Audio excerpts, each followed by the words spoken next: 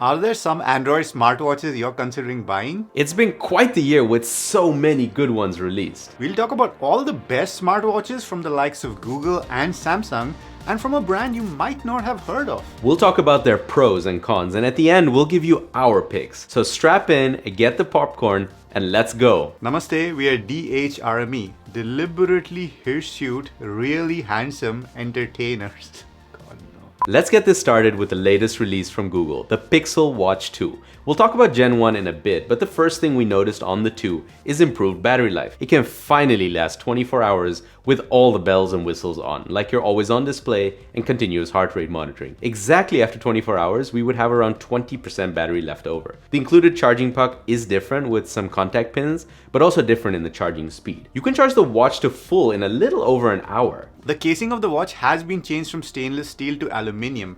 Finally, there's also an official IP68 dust and water resistance, so great if you like getting wet and dirty. You're getting some new sensors too, like a skin temperature sensor for sleep and period tracking, and an electrical sensor which is used for body response tracking. This monitors your stress levels and tracks your mood. And lastly, the move to a Qualcomm chip has improved the overall performance of the watch a little bit. We're still big fans of the design of the watch. It is seriously one of the best looking smartwatches on the market right now. The minimal UI, comfortable strap, and simple button layout make for a classy but easy to use watch, but still equipped with notifications, Google features like Assistant and Wallet, as well as sleep and fitness tracking. And if you have a Pixel phone, then the Do Not Disturb and alarms will sync to it too. In this video, we tested the fitness tracking features in depth on the Pixel Watch 2. Our conclusion is that the heart rate sensor wasn't too accurate and in many occasions over or under measured the results.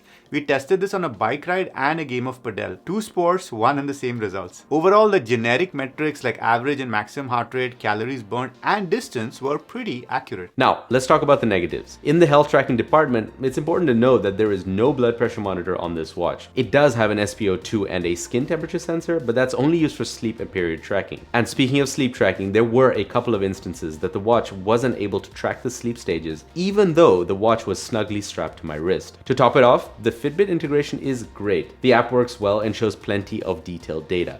The only catch, after 6 months, you have to pay for it. It costs a whopping $10 per month after that. We ended up canceling our subscription pretty quickly after those 6 months. Look, if you're someone who occasionally looks at your fitness and health data, the free version will be plenty. But if you need in-depth sleep analysis, a wellness report, guided audio video workout classes, access to recipes and meditation material, then yeah, go ahead and shell out those $10 every month. Although Kevin might love the size of the Pixel watches at 41mm, I find it far too small, and it's sad that Google doesn't bother to offer a bigger size. Come on, even Samsung and Apple do it. Oh, and the straps have proprietary connectors and the glass is still Gorilla Glass 5, although we luckily haven't endured any scratches on the screen yet. So at $350, this one's a hard one. We'd recommend hanging on and checking some of the others on this list. And then we've got the OG pretty boy, the Google Pixel Watch. That lugless case, curved glass, and WearOS as Google intended it makes it a very unique looking watch amongst the sea of smartwatches. We love that you get Google Wallet, Assistant, and Gboard for the keyboard on the Pixel Watch by default. Of course, Google made it. Besides that, we really dig the rotating crown to scroll through the interface instead of smudging your finger all across the screen, like on some of the other watches on this list. And because of the lugless design, we really like how comfortable it is, weighing only 36 grams on the wrist, and how it wears smaller than it looks too. But that brings us to the downsides of this first gen product. You get the exact same strap and watch size as the Pixel Watch 2. No change there. On the hardware side of things, the bezel is very bezel-y. Luckily, due to the UI and watch faces, it isn't as noticeable, but a side-by-side with something like the Samsung Galaxy Watch 6 quickly makes you realize that the $280 may not have made it a winner across all the beauty standards. Gorilla Glass 5 still. And that's not all Google skimped on, because there's also no official IP rating, just a 5 atmosphere of water resistance. The battery life was pretty disappointing, just barely getting to 24 hours on a full charge with all the features enabled. And sometimes with more fitness tracking during the day, it would even not make that. And also, charging it up to full took almost the whole 2 hours. And in our testing in this video, we were not impressed with the heart rate monitor and its inaccuracy compared to the Polar H10 chest strap. And that Fitbit subscription, well, You know that story. But this still costs $280, and that's a hard pill to swallow, especially when you see what's coming up next. Another of the biggest releases of 2023, the third generation of Samsung's WearOS watches, the Galaxy Watch 6 and 6 Classic. Both of these watches are practically identical except for a few differences. Let's get those out of the way first. A rotating bezel on the Classic, stainless steel on the Classic versus aluminium on the normal Watch 6, and finally the different case sizes. That's it. The new one-click watch straps are awesome and super easy to swap out. And yes, they've introduced a new sleep band for even more comfort. Oh, and those one-click straps are backwards compatible in case you still have the older watches and vice versa. You can also customize the watch faces. The default ones are already great with a lot of complications that you can configure, and there are plenty of others on the Play Store. You're getting excellent hardware, the clearest and brightest display of any watch on this list, with easy outdoor visibility, sapphire crystal, and a refined vibration motor. You can get either of these watches in an LTE variant which supports eSIM. You can customize the two buttons on the right side. We've configured it for Google Assistant and for Google Wallet. You're definitely not stuck to Samsung apps on these watches, which is great. You can back up and restore your watch using Smart Switch, meaning that if you change your phone, you don't have to completely reset your watch and set it up again. Along with the IP68 dust and water resistance, there is a comprehensive set of health features. Beyond fitness and sleep tracking, you get a body composition feature, ECG, and blood pressure. And it's all free. Pixel Watch Fitbit app. In this video, we tested the blood pressure and SpO2 sensors against medical grade alternatives, and we can say that both the Watch 6 and 6 Classic are reasonably accurate and give you a good idea on those vitals. Are they as accurate as the medical grade devices? No.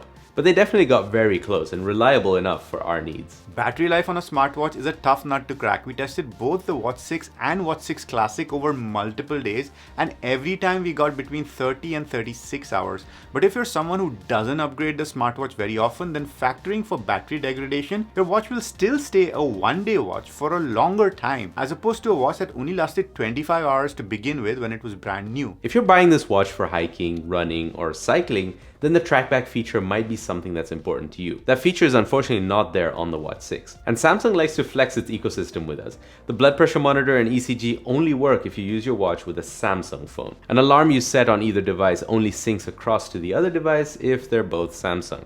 The same applies to putting one of them into Do Not Disturb mode. Damn it, Samsung, you were supposed to be better than Apple. But if you're not sold on those ecosystem benefits, then you'll be very happy with the Watch 6 and Watch 6 Classics with decently reliable health and fitness features. And if you own the Samsung Galaxy Watch 5 Pro, then hold on to that for a little longer. It's the battery powerhouse on this list. We got a little over 3 days of battery life, which is crazy for a smartwatch at the moment. To be precise, we got 75 hours on average compared to the advertised 80 hours. Still a very respectable performance by Samsung on this watch. For the most part, we really like the Galaxy Watch 5 Pro for the same reasons we like the Watch 6s. The biggest difference being that battery life. But we also like the premium choice in materials. You get titanium on the watch case, making it more durable than aluminium and lighter than stainless steel. And that trackback feature is reserved for the Pro model only. It creates waypoints on a hike, bike ride, or run so that you can find your way back easily. We used to speak highly of the debuckle deployant clasp due to its amazing comfort and the fact that you could make micro adjustments to the strap with little effort. But now we're skeptical after it broke in less than a year. Besides that, the Watch 5 Pro is a big boy watch at 45mm. If you're into that, then great. Ignoring the theoretical differences with the Watch 6 in terms of RAM, processor, and GPU, in our real-life experience, we barely notice any difference in performance. And the other reasons why we wouldn't pick the Watch 5 Pro have got to do with the same reasons for the Watch 6, about ecosystem features only working if you own a Samsung phone. But besides that, it has great battery life, includes trackback, and has reliable fitness and health tracking on board. So unless that chunky design or the lack of a rotating bezel is a deal breaker, it's very easy for us to recommend the Watch 5 Pro over the Watch 6. We're going to keep things short about the Galaxy Watch 5. Like we said, the performance change between the 5 and 6 is really negligible in real life. Yes, on paper there's a difference, but what you might notice side by side is the bezel being a bit thicker and slightly less bright in direct sunlight. Apart from that, you're getting a very close experience and all the benefits and downsides we talked about in the Galaxy Watch 6 section. And compared to the Watch 4, the health sensors had improved, especially the blood oxygen saturation and heart rate sensor became a lot more accurate on the Watch 5. And in our testing, it's as reliable as the Watch 6 series. At $165, the Watch 5 is a steal. especially if you're just getting into Android Wear OS smartwatches and can live with charging the watch every day. And if you're okay with slightly less performance and health sensor reliability, we wouldn't even judge you for taking a look at the Galaxy Watch 4. Check out this comparison between the Watch 5 and Watch 4, where we tested the sensors in depth too. The TicWatch 5 Pro from Mobvoi isn't a brand most people think about when it comes to Wear OS watches, but they definitely should. 2 GB of RAM and 32 gigs of storage, twice as much storage as what Samsung gives you. The TicWatch has a famous trick up its sleeve, the ULP or ultra low power display. With this display sandwiched above the regular AMOLED display, you get 80 hours of battery life. At least that's what Mobvoi claims. We got 66 hours including a workout. Impressive. Compared to typical Samsung or Pixel watches that last a day or so, the TicWatch's battery doubles that. It doesn't last a week like Garmin's, but remember, it's a Wear OS watch. The ULP display changes color based on your heart rate during workouts. Plus, in ULP mode, you can still view steps, heart rate, calories, and more using the smooth turning digital crown. And the haptic feedback is very good, unlike the last iteration. If you want the watch to last longer, use Essential mode, which turns off some features and sensors to save power. If you sleep or don't wear the watch for a while, it does this by itself. It's a bit annoying in the morning when it actually has to switch out of Essential mode, but that's a side note. But when you do charge it, you'll need that special proprietary cable. The fast charging is great though, about 0 to full in an hour. 15 to 30 minute charging session gets you through the day.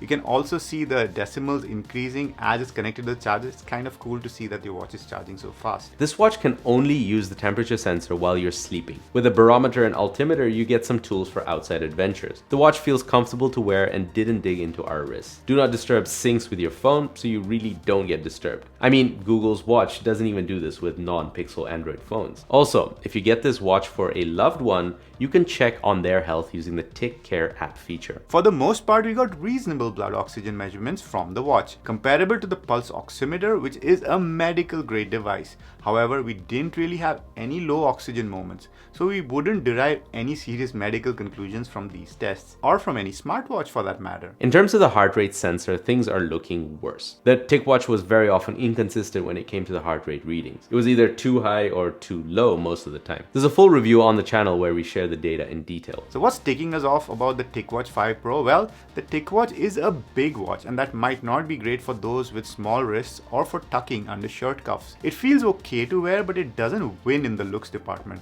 Also, you're limited to 2 color choices, sandstone and obsidian. The band it comes with is on the basic side, but you can buy other styles, and you can get more leather and silicone bands. The 24mm pushpin design can also accommodate third-party bands. Despite the rugged looks and the military standard rating, there is no official IP rating, just a 5 atmosphere water resistance. So fine for swimming, but try and be careful around dirt. The display has Gorilla Glass, which is tough but might scratch easier than Samsung's Sapphire Crystal. Ours hasn't scratched though. There are 2 buttons, but you can't change their functions. For example, Samsung lets you open Google Wallet and Assistant with button gestures. On this watch, Google Wallet is there, but no Google Assistant. Instead, you have Amazon Alexa. Also, it's Bluetooth and Wi-Fi only, no LTE. And TicWatch's design aesthetic, those built-in watch faces, not our favorites. Some are too busy, some lack customization, and some just look old school. But I've gotten used to this one. There's an app, Time Show, with more watch face options, and you can download others from the Play Store like we did. This next one's not a Wear OS watch, but the CMF Watch Pro was something that caught our eye. With its unique aesthetic, they've managed to make a very good looking basic smartwatch. Brought to you by Nothing, the company that gave us the Nothing phone and buds, we feel like they've cut all the right corners. The battery life is not a corner that was cut. We lost about 20% per day with the screen on, a workout tracked, 24/7 heart rate tracking, and sleep tracking enabled. On the hardware side, there's a GPS module, SpO2 sensor, and over 110 sport modes. You also get a reasonable IP68 rating. We love the orange strap and the Apple Watch Ultra inspired casing. The size is on the larger side, and that's really a personal choice. Rohan really likes it, and the 1.96-inch AMOLED display also looks really nice in its aluminium alloy case. The app works quite well, and CMF seems to be serious about this product since we got a couple of updates already since we purchased it. And we purchased for the princely sum of 4,500 Indian rupees, or just north of $50 US. But it's not all orange bands and shiny casings. This cheap MF doesn't really shine in its performance. Animations aren't buttery and there is the occasional jitter and lag. But there haven't been any crashes though. The severely limited OS doesn't do much with notifications. You can't interact with the notifications. The watch only serves as a mirror. So if you get a message, you're not going to be able to respond to it using the watch. The step tracking seems to work perfectly well on a treadmill, but in real life use, the steps can be grossly undercounted, as can the heart rate. For data and more details, check out our full review. Oh, and you also don't get any kind of automatic workout start or stopping. For phone calls, the microphone is just about okay. It's audible when you hold it up close to your mouth, and the background noise is cancelled well, but when my arms were to my side, I wasn't audible and I had to put the watch up at least at chest height to be heard. The speaker volume itself is low, so you will struggle to take calls on these outdoors. This watch doesn't have an ATM rating, so you shouldn't wear this thing to the pool. The vibration motor is also weak and changing it to strong made barely any difference. The speaker is quite tinny and that display, while nice looking, maxes out at 600 nits. Bright sunlight and sunglasses might render it very dull and illegible. Overall, we think that this watch is fantastic value and it's definitely worth it if you know its limitations. A watch that tells time, mirrors your phone and looks good while doing it, and a fraction of the price of others on this list. What else do you need? The only catch? At the time of making this video, it's not available anywhere except in India, but that should change soon. I like a smartwatch to be small, good value, and relatively reliable in terms of health sensors. My pick is the Samsung Galaxy Watch 5. Yes, last year's model, but for 95% it packs the same punch as the newer Watch 6. I'd rather pocket the difference and save up for a future smartwatch or buy a nice pair of earbuds to go along with it. We might have a video or two about earbuds on the channel. Go check those out. For me, watches have two primary requirements. One, to be able to see the time whenever I want to, and two, to not have to charge them all the time. So given my high battery requirements, I have three in the short list: the Galaxy Watch 5 Pro, the CMF Watch Pro, and the TicWatch 5 Pro. The CMF is a great experiment, and while I'd happily recommend this to many folks I know, I really like to have my smartwatch to do a bit more than the CMF does. I also really like the TicWatch. I'm not a serious worker outer, and actually I've got fewer allergic reactions from the band on the TicWatch than the Galaxy Watch 5 Pro. And I like both of these because of, you guessed it, the long battery life. The rotating crown, smoother performance, and improved haptics on the TicWatch are great. But I like having access to Google Assistant to turn on and off my smart lights and to ask random trivia questions. It also doesn't hurt that I daily drive a Samsung Galaxy Fold 5. You know what's coming. Due to all these reasons and the general Samsung integration, I would have to choose the Watch 5 Pro. Oh, and guys, this video took a lot of effort to make. And as you know, we don't take money from companies whose products we review. So we rely on you lovely patrons and YouTube members for keeping us going. Thanks a lot for your support. And for those of you who aren't members or patrons yet, consider becoming one. You've been ticked off by Bixby and premium subscriptions. And we've been DHRME. Dewey. Dewey.